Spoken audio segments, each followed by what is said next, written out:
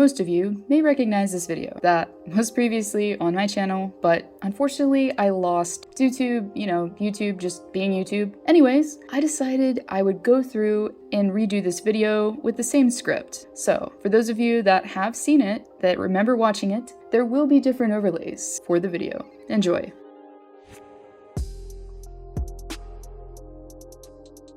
During his time in the NHL and abroad, Datsyuk has sported the number that most consider a superstitious one, in number 13. But according to him, it wasn't always that way. As a child, I preferred number 10. As an adult, I wore 7, he says. The Russian also goes on to recall having the number prominent throughout his life, even when he wasn't wearing it. I had number 13 on the train that I used to take to practice. I also have a number 13 on the bus in my area. I met my wife on the 13th. It's well known as a baker's dozen. I like it, he says. Not every number has its own name. I think we can all agree that this number has worked out just perfectly for this 2-time Stanley Cup champ.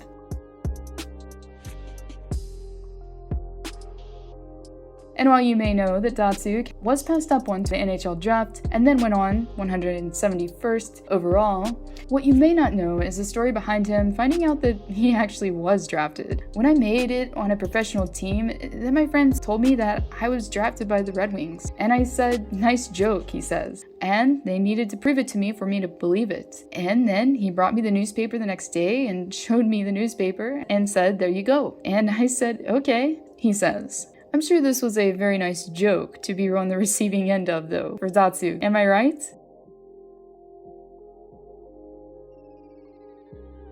Growing up in the 5th largest city in Russia, that's near Moscow, Datsyuk enjoyed playing multiple sports, but especially hockey and football, or soccer as we know it here in the States. As you probably guessed, he naturally excelled in both, and even once considered trying to play the two sports. Soccer in the summer and hockey in the winter. But like many players do, he realized that he could play only one. When I grew older, I joined the hockey school. I understood that I didn't have time to do both, so I opted for hockey, he says. But that doesn't mean that he can't still have the moves.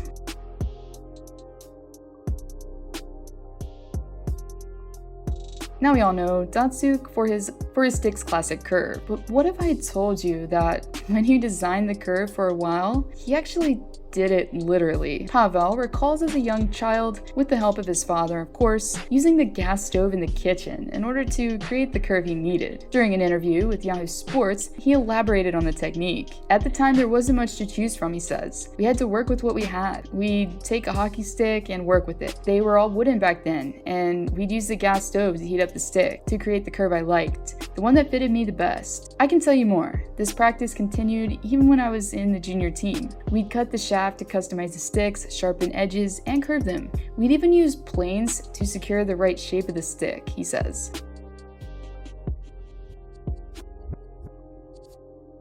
Every hockey player has their quirks or superstitions that they abide by whether it be on ice or not. The one that Datsyuk's teammates became also familiar with early on is definitely original. After being drafted by the Detroit Red Wings in 1998, the young Russian forward recalls speaking little English. Therefore, it became a common tradition for Pavel to wing it when it came to eating out. Since he couldn't read restaurant menus, teammates recall seeing Datsyuk simply closing his eyes and pointing his finger when selecting his meal. I'm sure this probably granted him a few strange looks from servers as they were writing down the selection. But if you are ever indecisive with your entrees, simply follow the magic man's lead.